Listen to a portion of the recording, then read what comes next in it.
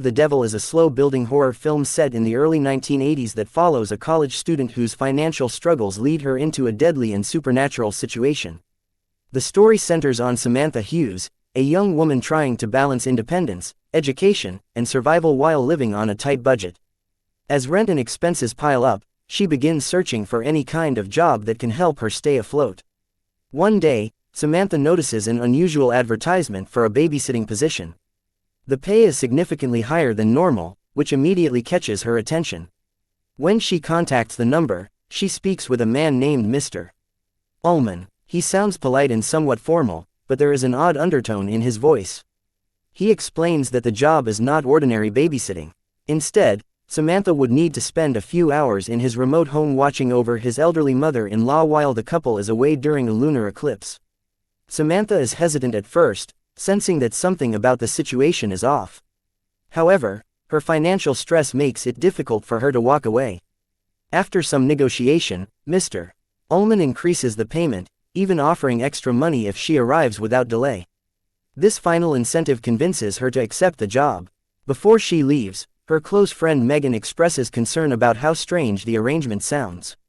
Megan warns her that the job feels unsafe and urges her to reconsider, but Samantha reassures her that it is only for one night and that she will be fine. Samantha is given detailed directions to a secluded house far outside the city. She does not have a car of her own, so she relies on Mr. Ullman, who offers to pick her up. During the drive, they travel deeper into isolated countryside areas, where houses become sparse and the environment feels increasingly abandoned. The silence of the surroundings creates a growing sense of unease, though Mr. Ullman maintains a calm and polite demeanor. When they arrive at the house, Samantha immediately feels uncomfortable. The building is large, old, and surrounded by emptiness, giving it a lifeless quality. The interior is dimly lit and strangely quiet. Mrs. Ullman briefly appears and behaves in a detached, almost emotionless manner. She quickly steps away, leaving Samantha alone with Mr. Ullman, who gives her a brief tour and explains the basic rules. She must stay in the house, avoid certain rooms, and ensure that the elderly woman upstairs is not disturbed. After the Ullmans leave, Samantha is left alone in the eerie house. At first, she tries to distract herself by watching television and exploring the immediate areas she is allowed to access. However, the silence becomes oppressive. The house creaks unexpectedly, and small disturbances in sound make her increasingly nervous.